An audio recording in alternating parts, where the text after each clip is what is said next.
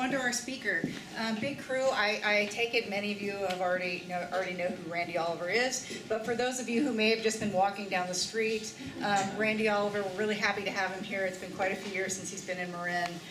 You may recognize the name if you haven't met him before. He writes regularly for the American Bee Journal, and his website, scientificbeekeeping.com, is a fantastic resource for general information as well as the research that he's doing. So let us welcome Randy Oliver.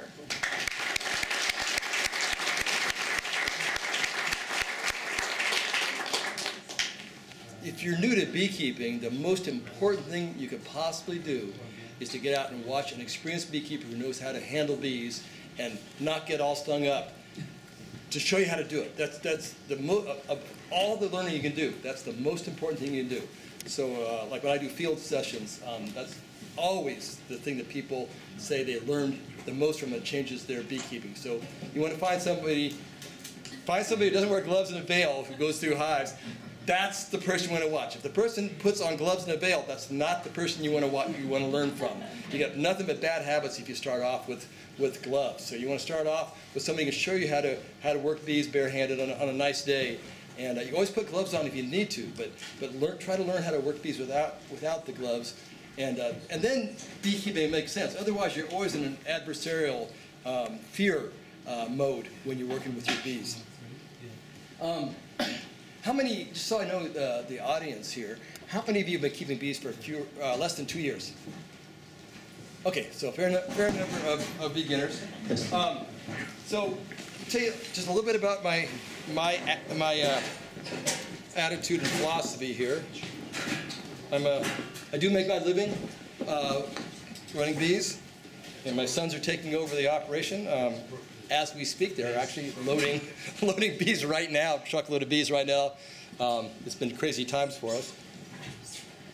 But my idea is, don't ask me to make any recommendations or tell you how to do anything.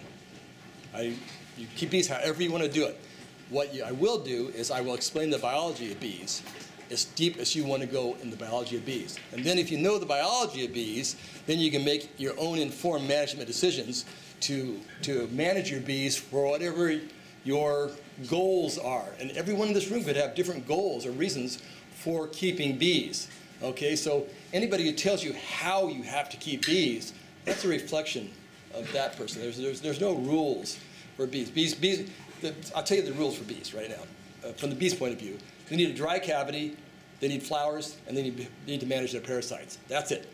So how you choose to do those things is entirely up to you. So whatever makes you feel good. As far as the biology of bees, you're never going to change the biology of bees. You're never going to teach your bees anything. You're never going to change how they behave. So the more you learn how to work with your bees, the more easy and more magical and more profitable beekeeping can be for you. So I entitled this presentation, Reading the Combs, and what this is essentially how to ask the bees what they need. You don't, and I'll get into this. Here's first your basic recipe. I'll show this slide again at the end. I'll let you guys read this ahead.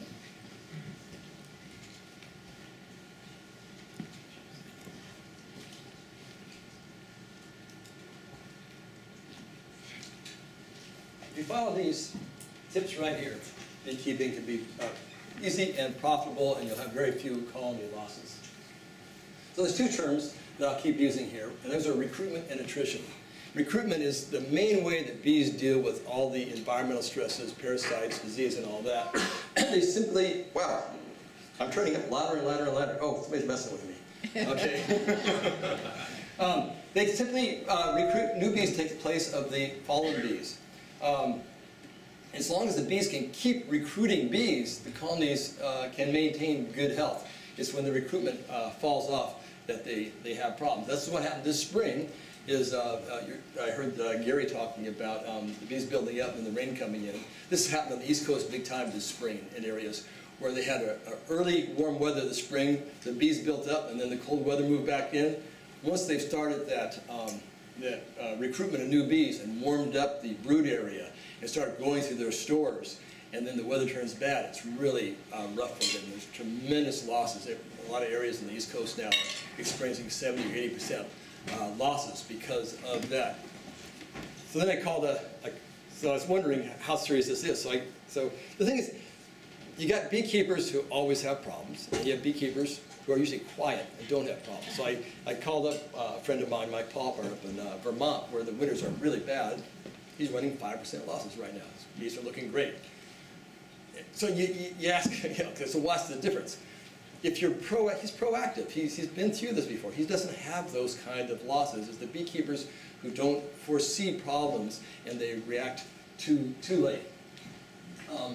So like this spring for us, the problem, our bees built up early. They started brooding up big time. We've had tremendous amount of rain up there in the foothills. So we've been working bees in our foul weather gear every single day, just soaking wet, long days. And that's what we're doing out there, is taking care of our bees when the weather's really bad. So we don't have those problems. And when it comes out sunny, then our bees are still in good shape. Okay, so recruitment is the one term, and attrition is the other one.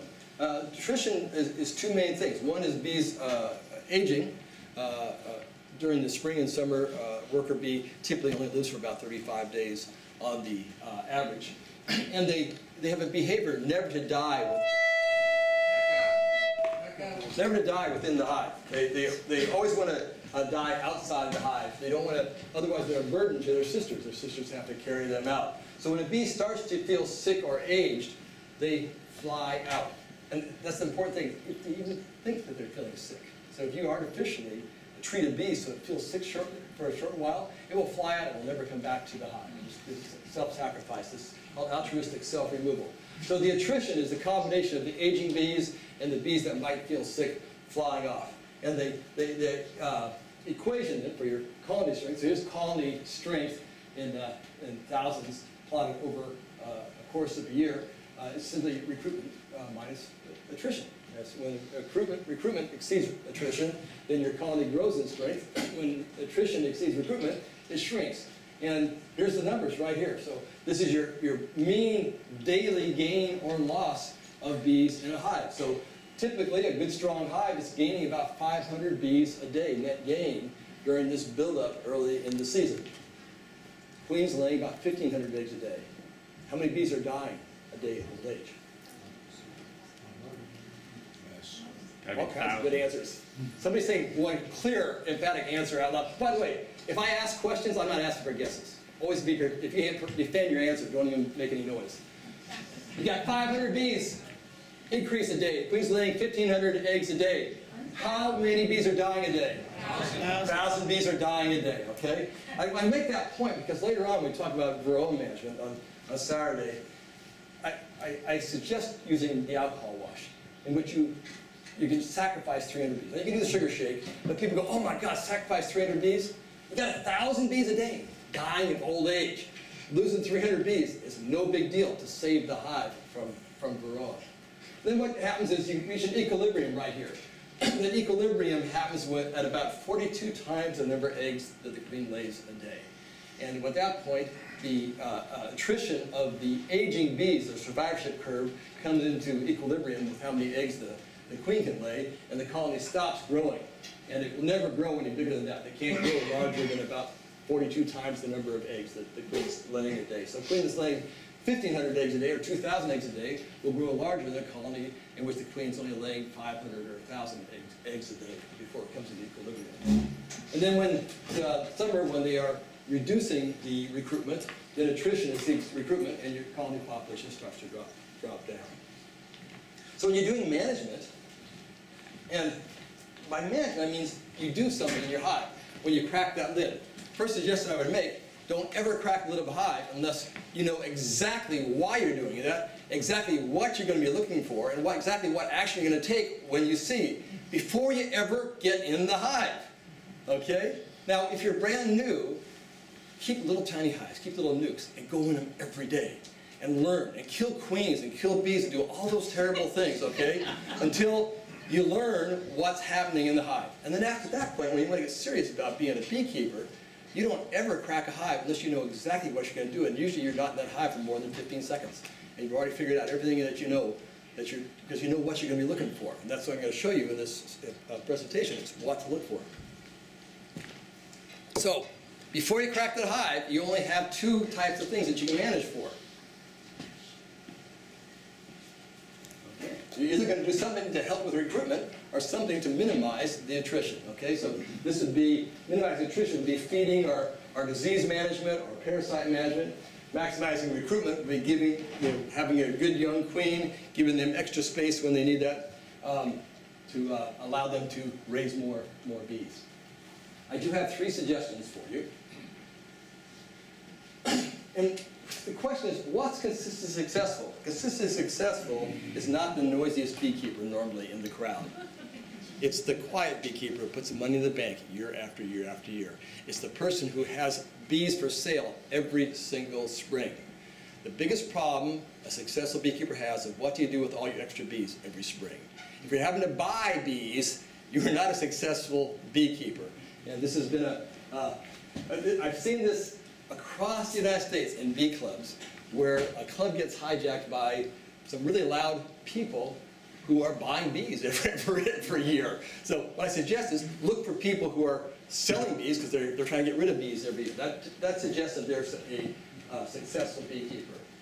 Second thing is bees are incredible animals, but they're just animals, and it's just animal husbandry. There's nothing magical about keeping bees. It's the same as keeping cattle or fish or rabbits or anything else. They need the same types of things. So just basic animal husbandry. And the third thing is instead of asking somebody else what you should do, learn how to ask the bees. And that's what reading the combs is all about. Learning to ask the bees what to look for. And the place you ask them is by looking right here, this interface between the honey and the brood. This is the dynamic interface within the beehive. Typical colony inspection, when you're a professional beekeeper, you pop the lid, you go right to a center frame of the brood nest to this point, and you look right here, and that will generally tell you everything you need to know in just a couple of seconds, and you close the hive back up and take action at that point. So I'm going to be focusing on this interface throughout this presentation.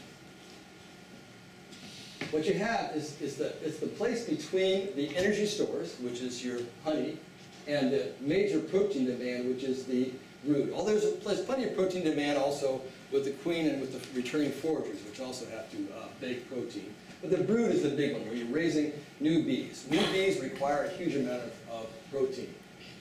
So your stored energy and your protein demand. Now you're going to have interfaces here. This is your energy interface, this single line of cells between the bee bread and the honey.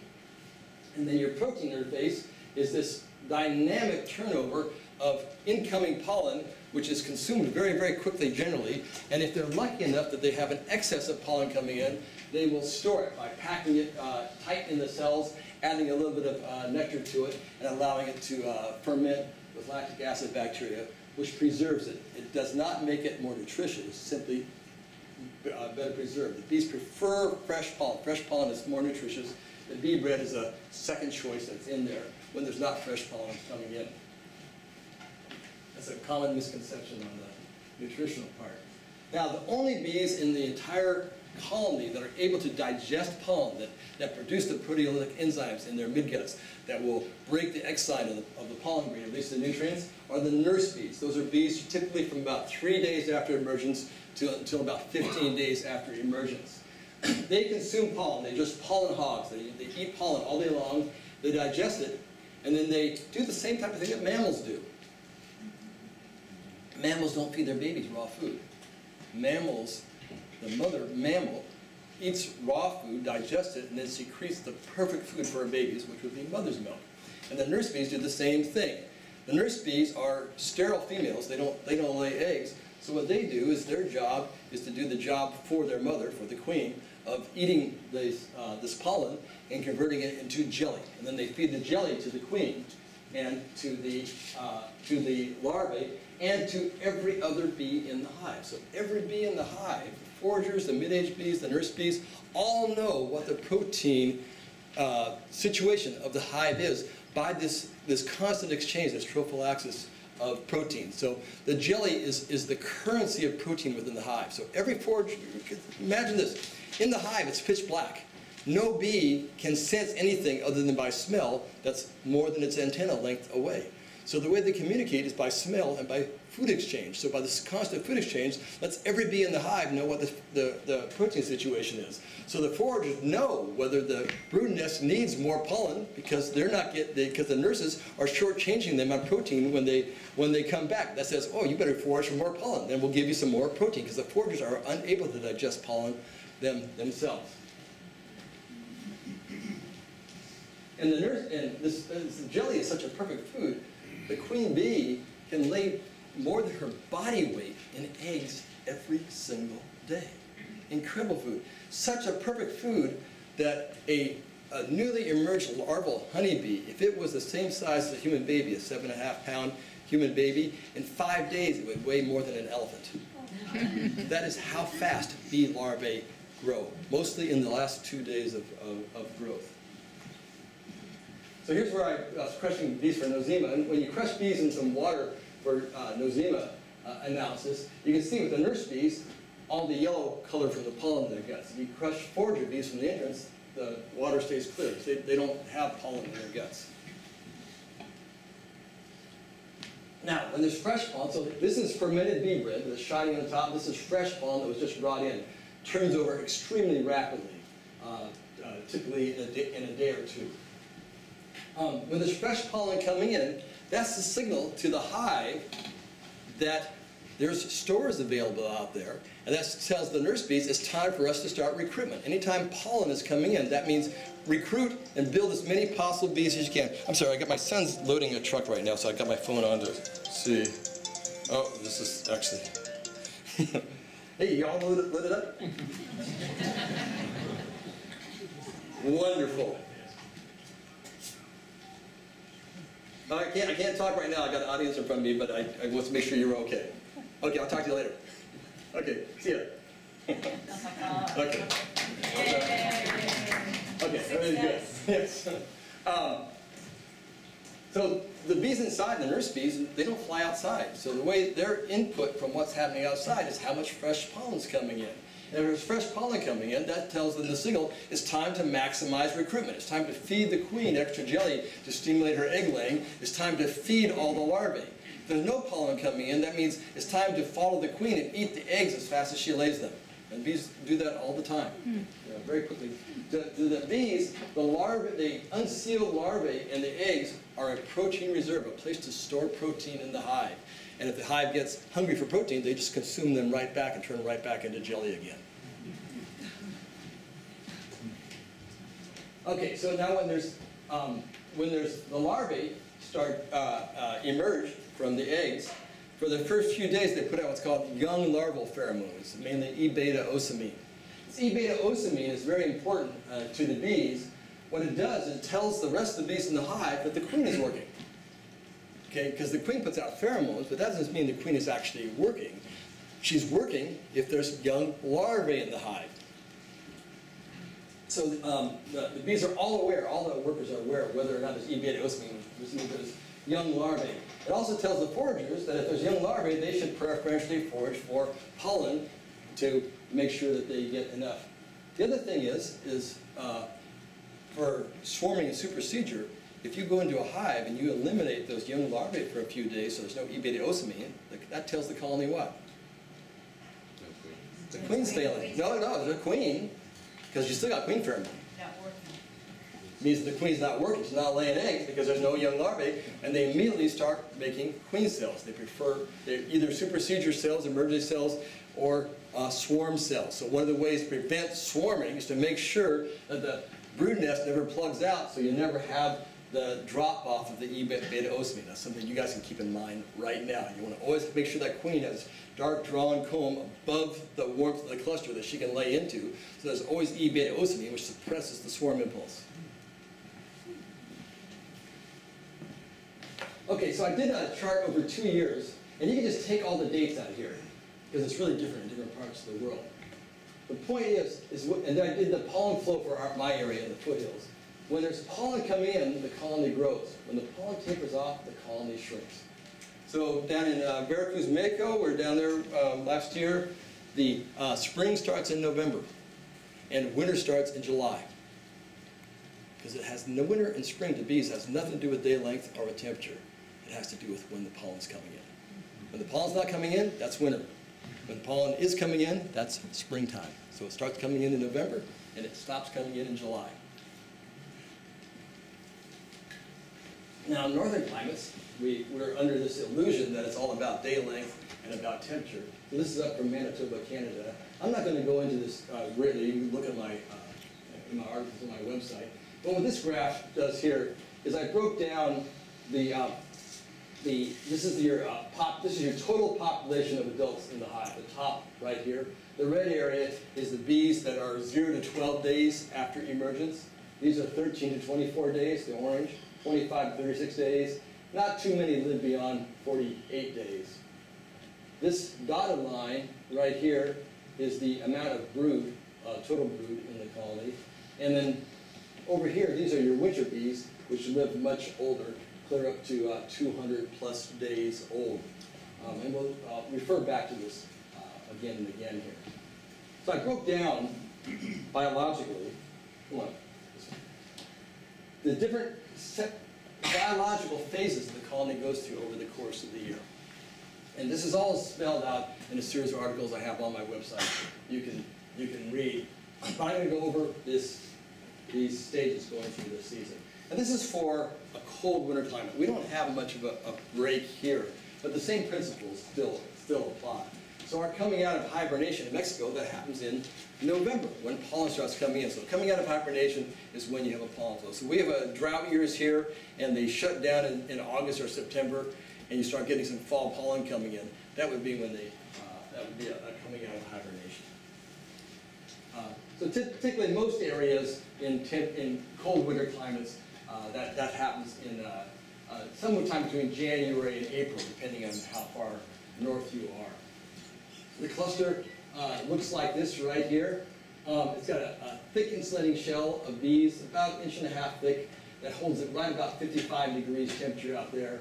And inside, it'll drop down to 70 degrees or so as that shell produces heat. So when it gets cooler, the shell will shrink down. When the heat inside gets too intense, then those bees will say, hey, push out, and they'll make the cluster larger. So the cluster will expand and contract. I don't think I have it. Yeah, just put a puff of smoke on them, and just wait a second. You'll see that there's plenty of space in the middle, and the bees within seconds will move away from the smoke. But these bees can't move because they're packed tight. That's the insulating shell of bees, keeping it inside thermoregulated. One of the things you can do if it's cold is you can just put insulation over the top of your hive. It doesn't have to be absorbent insulation. It doesn't have to be straw, just a piece of styrofoam over the top will help this heat loss at the top. Because if you're seeing this heat loss at the top, that means you have moisture condensing on the lid in the middle underneath, and you're raining cold water on the bees during the winter. If you put a piece of insulation over the top of the hive, then that moisture condenses on the sides of the hive and runs off and doesn't make your cluster wet. So this would be typical during, up in my area, this would be like December, where there's no bee bread left. They've consumed all their bee bread. This little bit of brood right here is being reared on the body reserves, the fat bodies inside the winter bees. They don't have enough to go more than one round of brood rearing. And then finally, we start getting the first tree pollens coming in. In my area, that usually starts about January 1st. The alders bloom up in Canada. It happens in early March. This picture from up in the foothills, this is alder pollen coming in. If we have a sunny January where the bees can fly, they just pack in the alder pollen and rear beautiful brood on that. In most places, it's the early tree pollens that they feed on. Then we approach what's called the spring turnover. This is the roughest time of the year, generally, for bees. This is that winter loss that we've talked about in Canada and the problems that we're having here with this rain. And that is because you've got these old adult bees, or let's say we've got the cells of brood rapidly increases, whereas the number of adult bees starts to decrease. And you don't have enough to keep the brood warm. So what you can see what happens right here, this population of winter bees, which are very long-lived bees, the moment they start rearing brood, they shift their physiology back into short-lived bee physiology. And they only have an expected lifespan once they start producing jelly of about 35 days again. So their population goes boom, and just here's the brood. So they start rearing brood here. 35 days later, their population just crashes. So what they need to do is to rear enough new recruited workers to take their places. So here's this red line, the new recruits coming up. And this is a successful spring turnover. This is the low point of the population for the season. They were able to get enough workers emerging while they can still thermoregulate them and keep them warm. If they get past this point, then the colony grows very, very quickly. If they don't make that through that spring turnover, an unsuccessful spring turnover, the colony will crash. And that's what a lot of these late winter, early spring losses are from. So here's a colony. It only graded 2 frames covered with bees. And yet look at this beautiful brood nest here. No pollen at all stored right here. They're full in on this game. They're doing everything they can in order to get through this spring turnover. There's other problems too. And that is, at each time of the season, there's different kinds of parasites that causes diseases. Now, from a biologist, viruses are parasites, bacteria are parasites, fungi are parasites. As long as your immune system controls those parasites, it's not disease. Every one of you in this room is covered with parasites and has parasites inside your bodies, but your immune system is in balance with them. Or you wouldn't be here because you wouldn't be feeling sick, or you'd have scabs all over your faces or something. I could tell that. So disease is not the presence of parasites. The disease is your inability of your immune system to keep these parasites in check. And with the bees, you have seasonality. And that seasonality disease follows the pollen coming in. So I plotted over the same graph when you see diseases. So typically in the springtime, you see nosema early in the late winter and into early spring. Then a European foul brood and chalk brood in the spring. And then during the summer, you pretty much get escape. Maybe some American foul brood, but you don't usually see much during the summer. Then late summer to fall, you get Varroa and D4 moon virus epidemic. Then midwinter, the paralytic viruses, and they overlap with nosema. That's a very, very bad combination, nosema and paralytic viruses. And then back to the European foul brood and chalk brood. And then once you get past early mid-spring, then the bees don't have too much problem after that. And part of that is you look at your ages of your bees. I put the average age of every bee in the hive in this line right here. And you can see here, we're at 79 days old on average, getting up to 118 days, 117 days old. And then when this new brood emerges, 15 days average age. You just shifted from a geriatric home to a bunch of teenagers in the hive. And then through the rest of the season, 13 days, 18 days, it never gets over 25 days average age until fall again. So when we're looking back here, this is all teenagers right here. These are geriatric bees. So they have more problems because you have they look the same, looks like it's all the same bees in the hive, but they're totally different age structure of the bees in the hive. This is a picture at 400x of Nosema ceranae in a bee gut tissue. This is midgut tissue. This is a trade field tube right here. Every one of these white ovals is a Nosema spore inside those cells. That's how thick it is in the bee's gut. Really, really tough on the bees. This was highly associated with CCD during the 2000s, the invasion of Nosema ceranae into the U.S. I suspected strongly we were having some problems with black queen cell virus 2 weeks ago with all the rain and the lack of pollen and the cold weather, and there's a strong association between black queen cell virus and Nosema. I said, oh boys, I'll bet our colonies are just crawling with Nosema ceranae because of all these bad conditions. And I could have gone out and gotten fumagil and treated all the colonies, which what most people do, or I go out and took samples from 18 hives and put them under the microscope to see whether or not it was Nosema, and it wasn't. It was hardly any Nosema at all. But just people often come up with a really good explanation in their head that makes total sense, and then they convince themselves. And the easiest person to fool is yourself. So unless you actually check back, do the microscopy, do something else, try not to fool yourself. So I had a beautiful hypothesis, a beautiful explanation of what all our problems were, Nosema, but it wasn't. It was something else.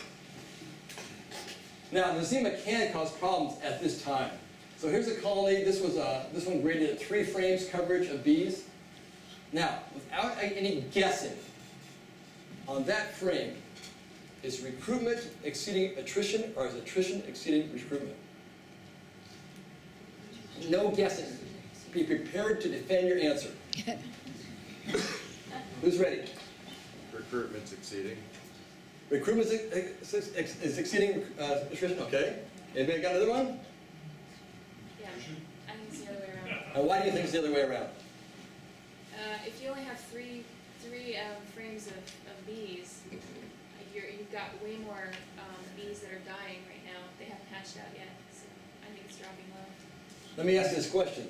No honey in the corner. I told you this is February. Would that number of adult bees ever been able to keep that much brood warm? No.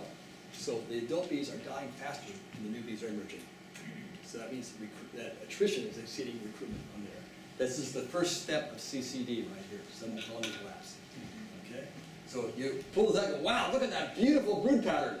And you go, wow, that colony's going to be great. No, that colony's going to be dead if you have one cold night. It'll look like that. 3 days later, there's the band of bee bread that was around the brood nest right there. The nosema knocks off the bees. They can't thermoregulate. They get chilled on a cold night. They clean out all that dead chilled brood, and that colony looks like that. That colony will never make it. That's an unsuccessful spring turnover. If you went and you took these bees and you crushed them one at a time under a microscope, you would see 7 to 10, sometimes 7 to 10 bees out of 10 will be infected with nosema ceranae. It often happens right when we move our bees into almonds, when they come into bloom, because suddenly now you're asking those old bees not only to heat up the brood nest and to feed the larvae, but then they got to start foraging when the flowers bloom, and they just wear out really fast. If they make it through the spring turnover, then you go to the linear growth phase. This is some old research in the 1920s from a guy named Nolan, who just did this fantastic research. The U.S. Agricultural Research Service has all this incredible old research on bees that people tend not to look at, but it's the best research that was ever been done. What he saw is when your colonies are growing, once they get the brood nest established, about 4 or 5 frames of brood, they just grow in a linear manner, like this, until they reach that 42 times multiple of the queen's egg laying, and then the populations reach equilibrium and top out. It takes about 60 days for them to grow up at this. And so essentially, once the brood nest is established, they grow linearly, and they hit 60 days, they will swarm. So another 60 days until they reach maximum colony population. It takes about 120 days. So it takes about 4 months to reach, from once the brood nest is established until you reach maximum colony population. Swarming typically happens halfway to that. Now, these growing colonies in the springtime, so here's colonies. These would be splits that we made in the spring, grow up until they fill up a single. We just put the second box on there, second brood chamber on there. They're just wall-to-wall brood, and they are growing really fast, and they are hungry, and they live hand to mouth. So that's a thriving colony, springtime weather, bloom on, everything just perfect. But there's no reserve of protein in there. Only such that they're bringing in tons of pollen, but they're eating it so fast that every day they're consuming to feed all this hungry brood right here. And then it rains for a couple of days. All that pollen reserve will be gone in 2 days, maybe 3 days. Nothing left, and they go to their body stores. And then after a couple of days, about 4 days, they start eating the brood. Eat the eggs, eat the young larvae, eat the older larvae. The only thing they will leave is the sealed brood. Eat all the honey, eat all any pollen reserves. These colonies are hurting bad. When we have these rainy storms, this is what a lot of your colonies will be looking like. If you're not out there in your foul weather, you're like we are, taking care of your bees. Where just a jar of sugar syrup will save that colony and allow them to quickly recover when the weather turns. Otherwise, that colony, even if it survives, will never make honey that year. And you won't understand why. You don't realize how close they got to death. So here's me treating my bees better than my own children. This is my sons, because when the weather's miserable, I say, boys, get your foul weather gear on. This is how we dressed all spring this year. I only put my rain gear away day before yesterday, because every day we put on our rain gear to go out and work our bees to make sure they have enough protein, enough honey reserves in there, or sugar syrup if they didn't. And sugar syrup to simulate a nectar flow helps with the What's the grass for? What's the green for? Up on the hives? What we do is we're marking hives that need a certain treatment or something, or we've checked for queen right, or we want to put any kind of marker on that's a one-day marker. We use green grass, because the next day it's wilted and you know it's not a fresh marker. So what we did, we went down and hefted all those hives, all the ones that needed syrup, got a grass on them. By the time we got to the end, obviously we didn't have to mark them because they all needed it. But we didn't know that when we started. So we often just use green grass as a marker because it dries up the next day and the markers doesn't confuse you. Okay, so when the pollen is coming in big time, colonies can grow very, very quickly. And the way you can tell, and this may be the most important thing you get out of this presentation here, is to learn to look at how much jelly the bees are giving to the young larvae, because that is your clearest assessment of the protein condition within the hive. So the young larvae, if there's plenty of jelly coming in, the bees will cover the entire bottom of the cell of those second instar. There's 5 larval instars. There's 5 days they're larvae. They don't put too much on the first day, on the first instar. For the second instar, they will cover the bottom of the cell solid with jelly. This colony right here is a little bit tight on protein because it's only covering the bottom about 2/3 of the way. When they're cutting back a little bit, that means that you don't have an excess of it. Here's a bunch of larvae being fed just enough to keep them alive, but no excess. This colony is right on the edge of starvation. Here's a colony, very, very well fed. Plenty of jelly on the larvae. The larvae just eat their way in a circle. They just spin around like a clock, just eating their way around and around. They get fed thousands of times by the nurse bees. So lots of jelly here. This colony right here will have 0 problems. You see that kind of jelly, there's not be any problems with that hive. They will take care of anything. You see a hive like this where they're cutting that jelly back, just giving the larvae just enough to stay alive. This colony is teetering. They're they're like bowling pins set up for any kind of parasite to come in there and knock them over. Now you can have hiccups in this colony, in the brood buildup. So there's a hiccup right here and a hiccup right here. This one right here, I was curious what caused that. So luckily these days with the internet, you can go back to weather history for me. And I look up in Manitoba, Canada, where this data was all collected from. And I went back to 1976 and found out there was a cold rainstorm that week. And they cut back on the brood rearing. We'll get to this other one later. Okay, so now the colony does that linear buildup for how many days? 60 days, 2 months. It's going to build up, linear buildup, until it gets ready for swarming. That happens right when they get right near the top out of the maximum amount of brood that they're going to have in the hive. When the queen has reached her full laying capacity. The queen doesn't reach her full laying capacity until you have about 9 to 10 frames covered with bees. Up to that point, she's choked down because there's not enough bees to keep enough brood cells warm for her to lay to her full extent. And then she lays right up to the edge of the honey. And there's no room for expansion. And then if any nectar starts coming in, and you get this backfilling, so now you start getting the nectar collectors pushing back against the queen, she doesn't have any cells to lay in. She doesn't have any cells to lay in. 3 days later, what do the bees sense? No E-beta-osamine. And that says, we filled the cavity. Because the bees, I hate to break this to you, have no idea that you exist.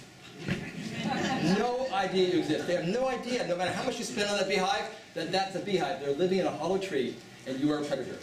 That's it, guys. Don't flatter yourselves. They're living in a hollow tree as far as they're concerned, and you are a predator that occasionally disturbs them.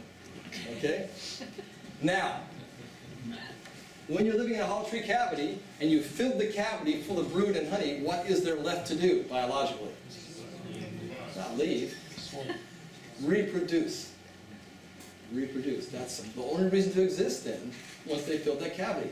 And that's what they will do then.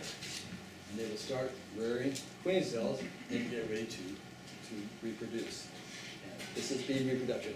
Unlike most animals, where the offspring are kicked out and the parents stay behind, in honeybees, the parent leaves and the untested daughters stay behind. Right? You It's always the parent queen that leaves. Now, the reason they do this is you can have 50 to 70% of the bees in the hive leave, and that colony recovers because leaving behind is tons of sealed brood. They filled the cavity full of sealed brood. Now, when that brood is sealed in there, it's packed like cordwood like this, very tightly. When you have a bee emerge, an adult, it turns sideways, and now instead of taking up one brood cell, it covers 3 brood cells. So you have a 3-to-1 expansion. So one frame of sealed brood emerges into how many frames of adult bees? 3. And that's why that colony can very quickly recover from losing 70% of its population in a swarm. And this is what, with swarm control, you just go into your hive and pull a nuke or two out of the middle of it, of that sealed brood, replace it with dark drawn comb, and that arrests the whole swarm impulse. And you can then make splits, make increased cell, or combine it back later. So then they're going to build up for another 60 days to the main honey flow, ideally. What they want to do is they want to reach their maximum population right.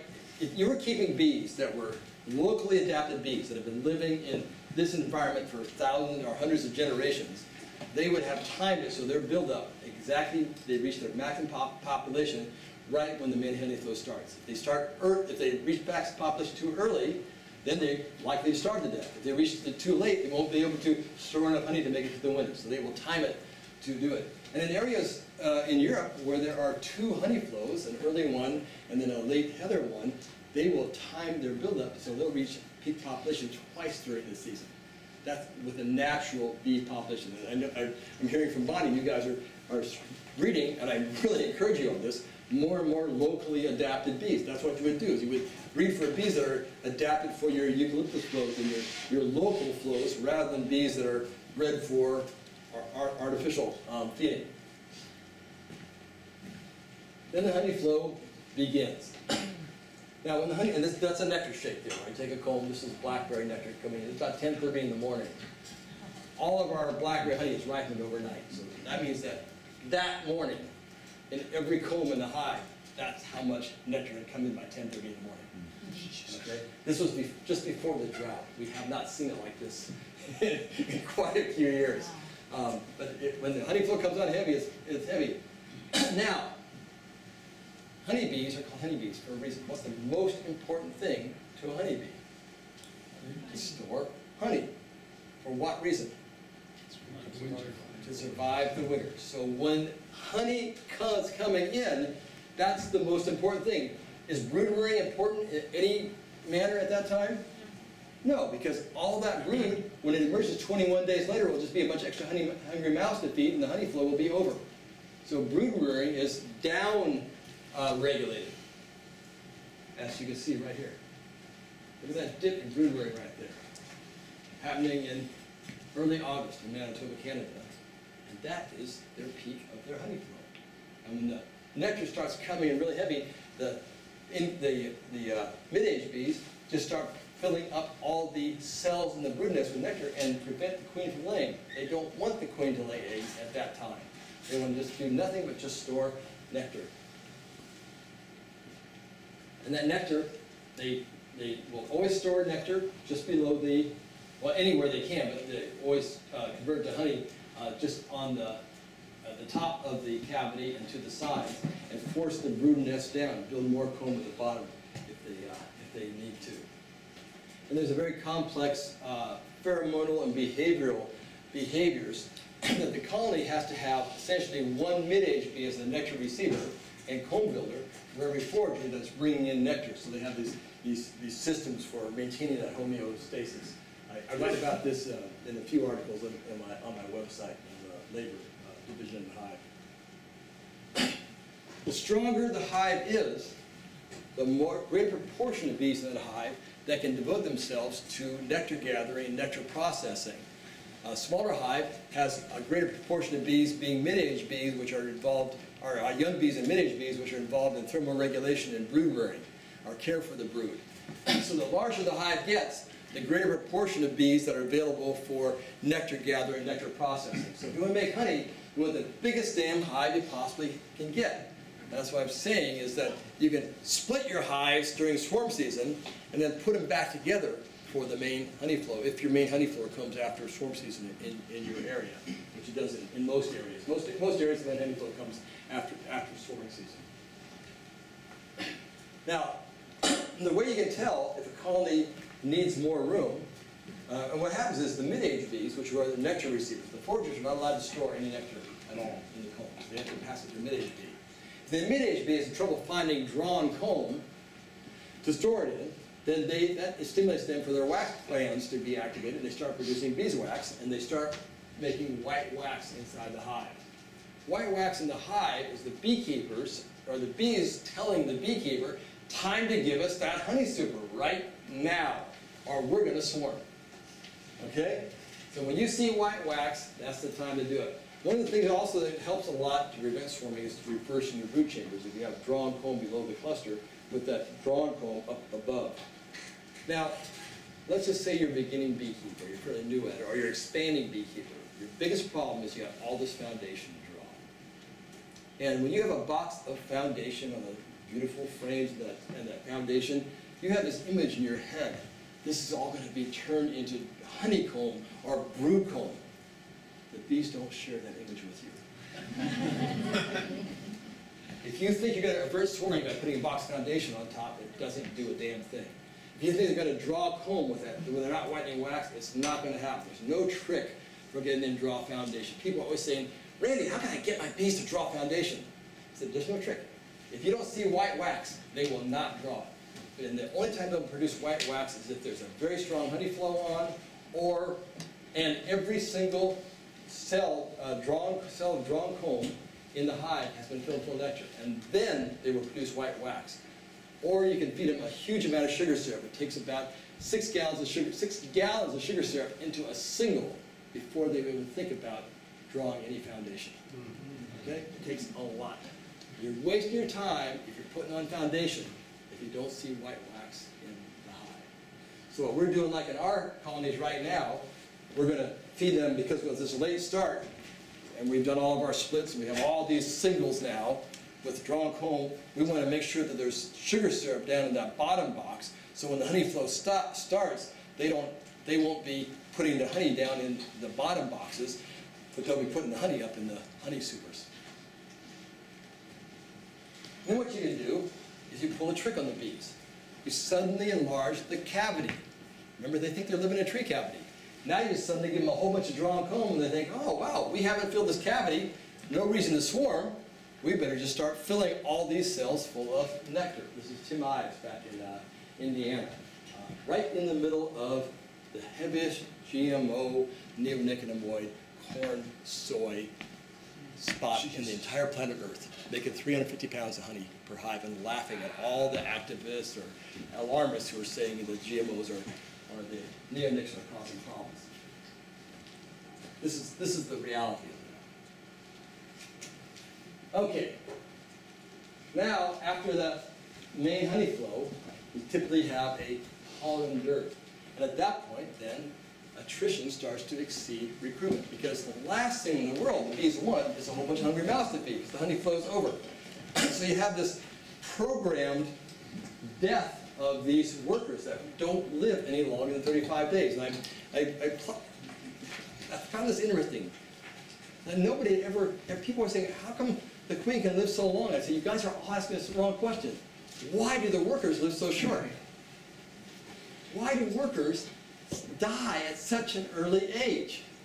And the best I can tell when I run mathematical modeling of bee populations, when I double the average worker age from 35 days to 70 days, all your colonies starve right here.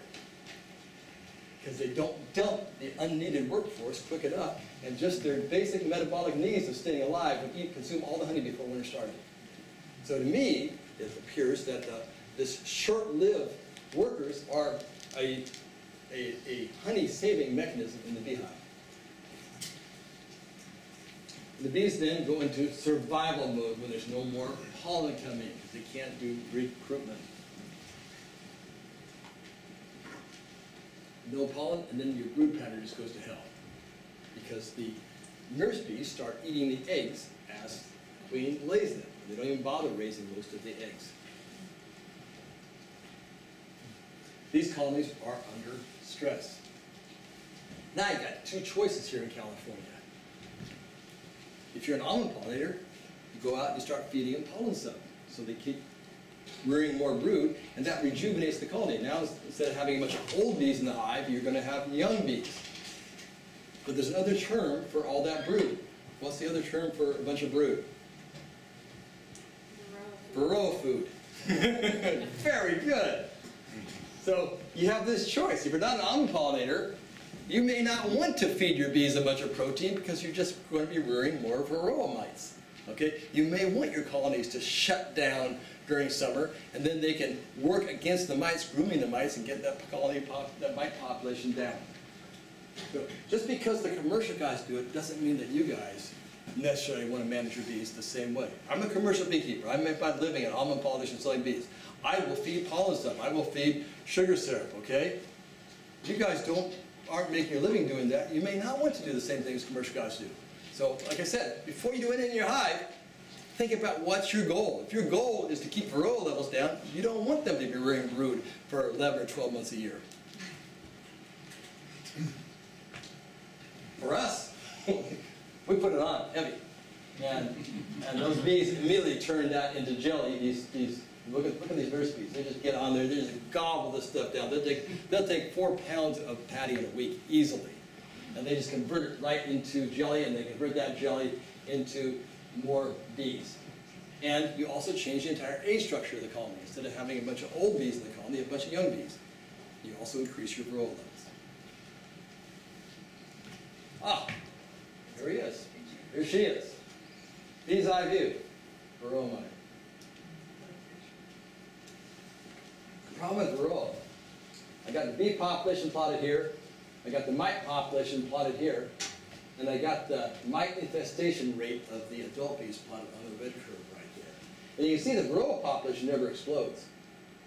What explodes is as the number of adult bees drops and the amount of mites climbs slightly, the amount of mites per bee suddenly starts to increase. When it exceeds about, when you start getting more than about 5 mites per 100 adult bees, so that'd be 15 mites in a half cup alcohol wash, the viruses start to go epidemic. And it's not the varroa mite that kills the hive, it's the viruses when you get a virus epidemic. The other way to look at it is on your pupae. So this is, I took Roy's data, and this is your amount of pupae in the hive at any time during the year. This would be, the red would be the amount of pupae that are infested by a varroa mite or 2. Anytime with European bees you exceed 25% of the pupae being infested with varroa, the colony will crash. Africanized bees can handle a little bit more than that.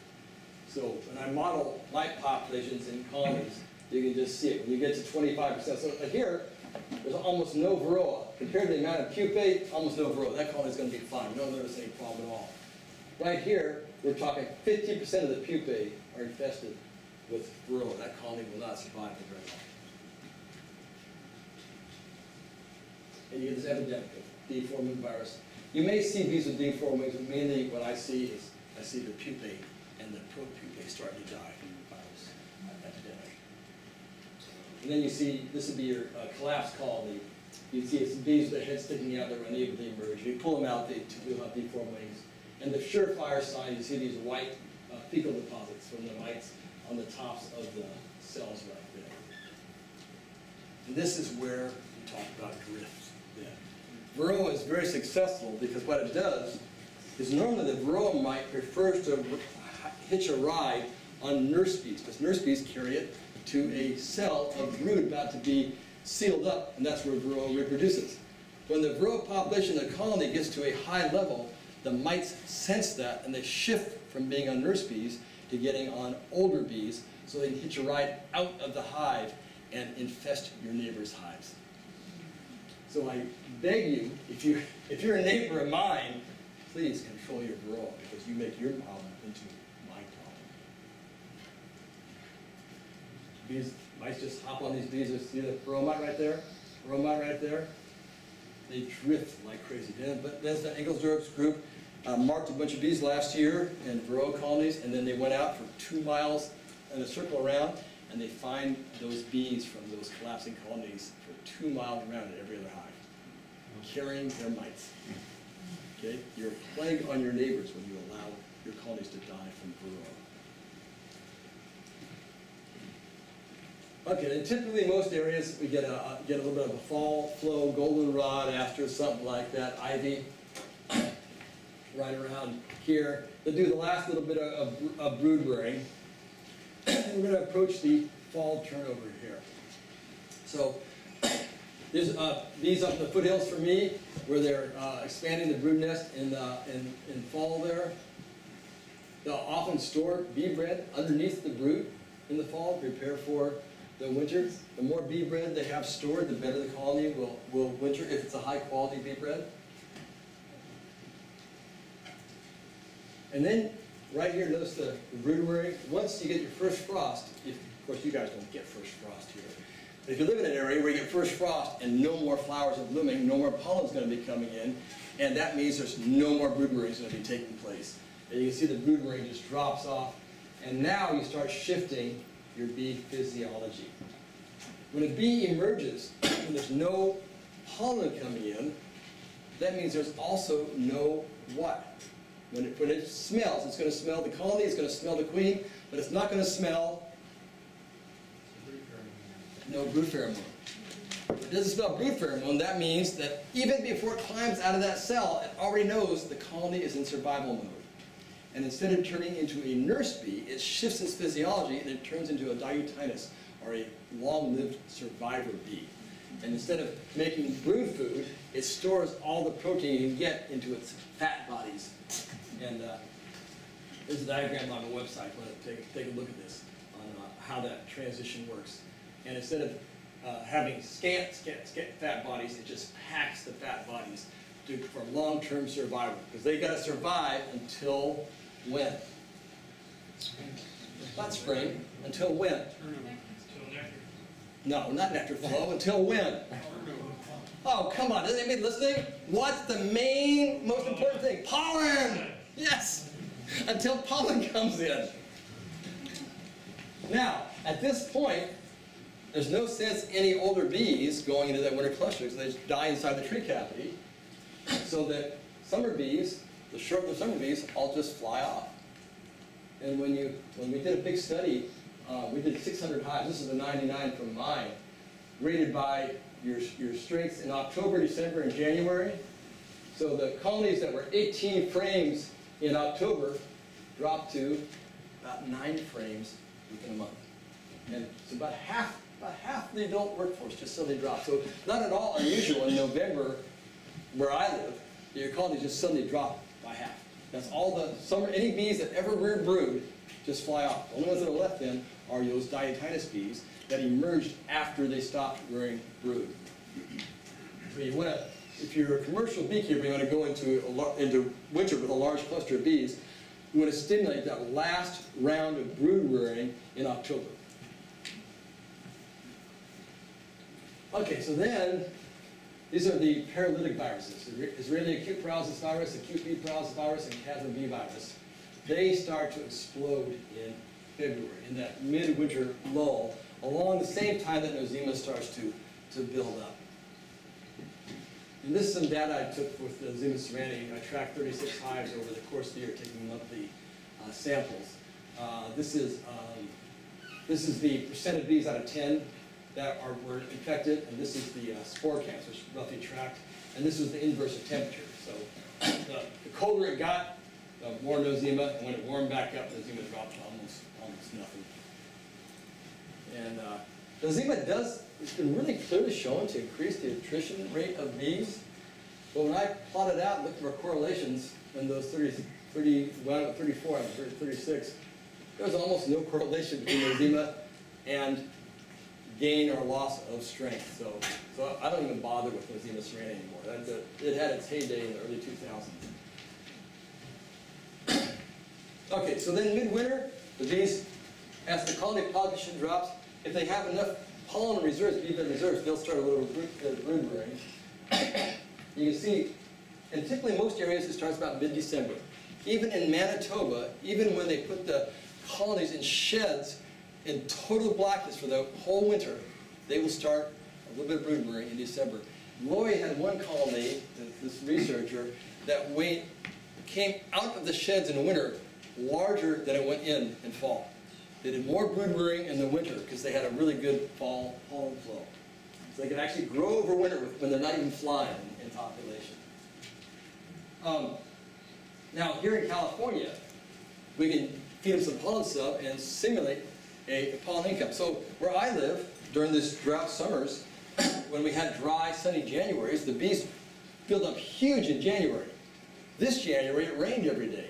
So the almond trees bloomed, but the bees never got any pollen at all, so we got out there and put the pollen stuff on them in January so they would build up in time for the almond blooms. We get paid by how many frames of bees are in the hives.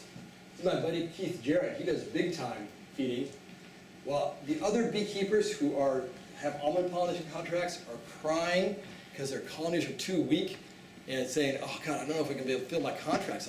My bees are just looking so lousy. He shakes thousands of pounds of bees out of his hives because they're busting with bees and sells them to other beekeepers in January.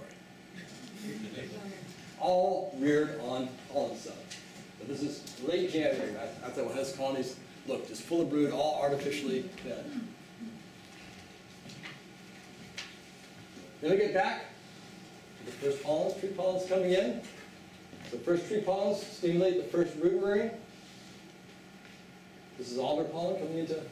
When I see that coming in spring, that's the beginning of my spring, when the first tree pollens start coming in, and the cycle starts all over again.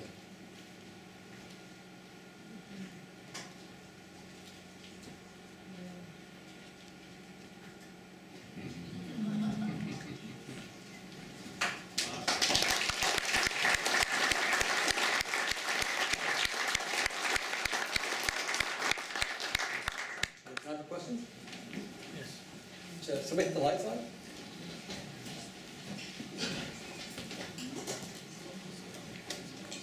You guys understand anything about bee biology now? If you understand this stuff, and this is the short version. This is like 14 articles on my website. What's your website? scientificbeekeeping.com. If you can understand the biology, then you can make smart management decisions. You don't have to ask anybody any questions. Because they usually give you the wrong answer anyway. Okay? They give you the answer you want. Yeah. Yeah. You've been doing recent research on oxalic acid And glycerin? Otherwise, how is that addressing? I sent off the 4th draft this morning to the risk assessor from EPA. And I'm having a conference call at 10 o'clock tomorrow morning with Agricultural Research Service and EPA registration and EPA risk assessment.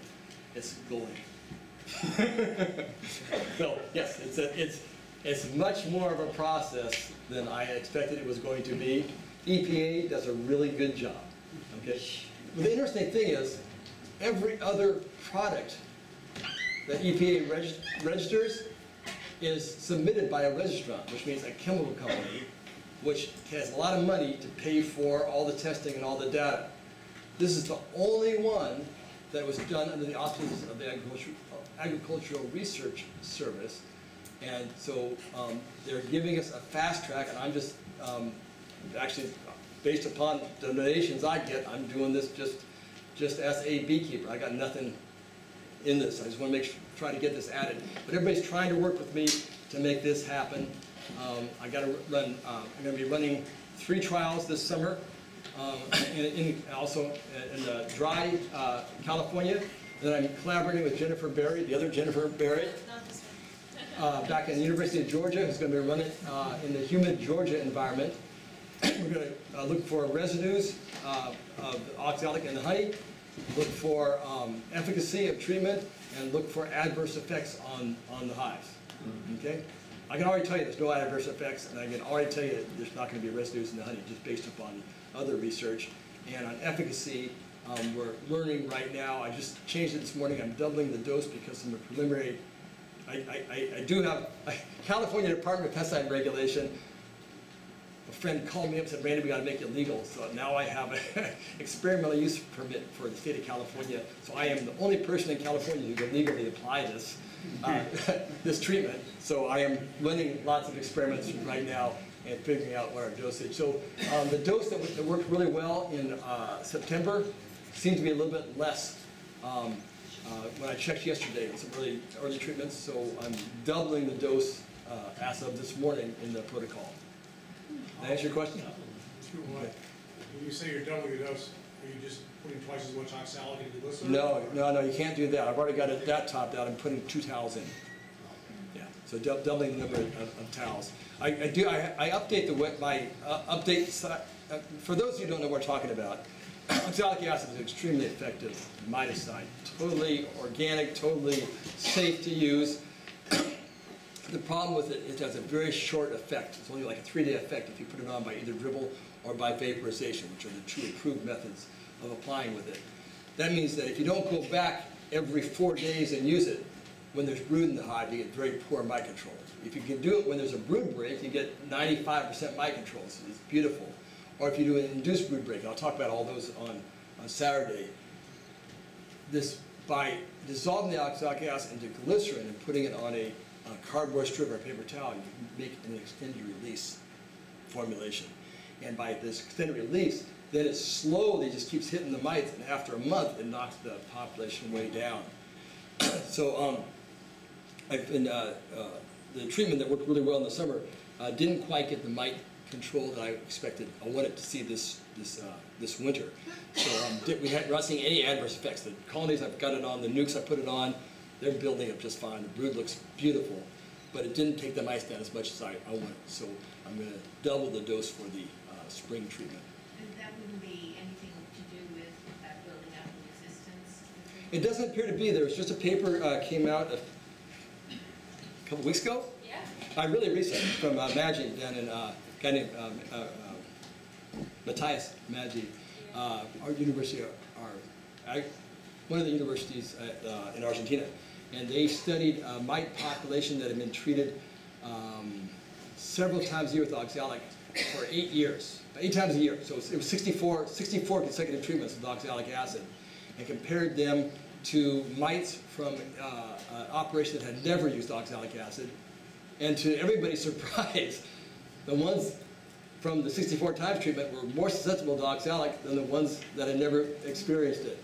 So there's no sign of resistance. Now, the reason I came up with this different formulation using a shop towel rather than cardboard strips, because I knew with cardboard strips, no one's ever going to remove them. It would expose the mice to oxalic nonstop, 365 days a year. So what I want to do is I wanted to get it before the beekeepers in the U.S. started doing that. I experimented to find out what kind of application method I could use on a cellulose substrate that the bees would remove it within 30 days all by themselves. So you could then have the break in that treatment, and then you could do a rotation of treatments to avoid resistance. So I'm very much aware of your concern. And that's what I'm working on, something that so we don't have that continuous treatment. Yeah. On the towel application, after about 30 days, sometimes I've noticed in the beehives that they're not tearing out the towel, or there's still quite a bit left. Does it have any efficacy at that point? It would still have it, but there's no efficacy unless they're chewing it. Unless they're physically removing it, it's not getting on their bodies. So even though it's been in the hive for 20, 30, 40 days, it's not quite chewed up yet. It's still active. Then they start chewing it later. Yeah. It's going to work. All you got to do is just taste it. Okay. It'll tell you immediately whether it has efficacy. If it tastes like really strong lemon, it's got efficacy. Still. And as we make towels, I've been keeping them for sometimes I don't use them all up. Yeah. They seem just as effective, a month after I make them as they Yeah, it seems to me they will slowly, I got some that I've had stored for several months now. The towels slowly degrade, so I just updated on the website. I have a new, initially I suggested pressing the liquid out. Now what I'm doing is I'm mixing water with it, and then it wicks into the towel very well, and then the water evaporates out. Then I just ran some experiments over the weekend. Well, what day is this? I know, a few days ago, I said, oh wow, I should put them in the queen incubator. I took them, I mixed it up in the house, let the oxalic, the water evaporate off, and I got these crispy towels. Really nice texture. I thought, well, why don't you put them in at high conditions? And I have my queen incubator going, so I already have the 35C with the 65% relative humidity in there, which would be your hive brood nest, and stuck them in there. And overnight, the towels reabsorbed water because the glycerin is hygroscopic, and they got back to that wet consistency then.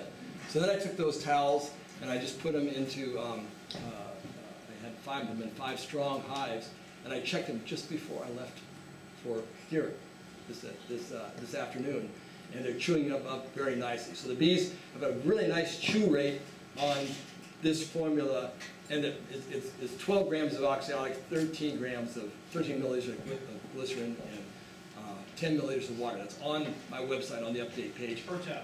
Per towel. And that makes a really nice textured towel. The bees hop on and start chewing really nice. There's no pressing or anything like that. You can make however many you want by just simply multiplying that formula. So that's the current state of the art on the exotic shop towel right there.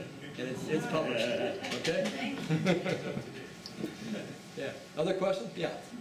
What are you guys currently using for your pollen patties? We used to mix our own until Stuart from Man Lake a few years ago said, Randy, what's it going to take for you to buy from me rather than mixing your own? And a few of us told him. And we told him how much we're willing to pay for it. And that's what I buy now by the truckload. We buy it's not even in their catalog. It's the Man Lake bulk patty. It comes in a 45-pound box in a plastic bag. You open the box, you pull the plastic bag back, you put 2 hive covers down with a bit of powder on them, and just dump it out, take a straight spade and just chop it up into chunks, and it goes on to the hives. There's no paper on it or anything like that. And the bees do really well on it, and the price is right. And so it's a much more consistent formulation than we were ever able to mix ourselves as far as texture. The texture is critical. It has to be soft enough that when you put a big chunk, we make it about this thick, pat it out, make anywhere from a 2.5 to 4 pound patty, and it has to be in the middle of the cluster. If it extends over the cluster, the bees won't touch it. But we smoke and brush the bees out of the way, put it down there, and when you put the top box down, it squeezes right between the frames, and so you can put a big patty in there. You can't do that if you have paper on it. Do they store it, or do they just eat? They don't store even a trace of it. There's no behavior in the bees to move a pollen patty into a cell. They consume it. And when I mix it with a fluorescent tracer and then use ultraviolet light to check the bees' guts and to check the combs to see where it goes, there is no trace of fluorescent tracer anywhere in the larvae, in the combs, anywhere. The nurse bees, or the bees when they emerge, they don't eat hardly any the first day. They don't eat any pollen the first day. Starting day 2, their guts are completely full of fluorescent tracer. Yeah.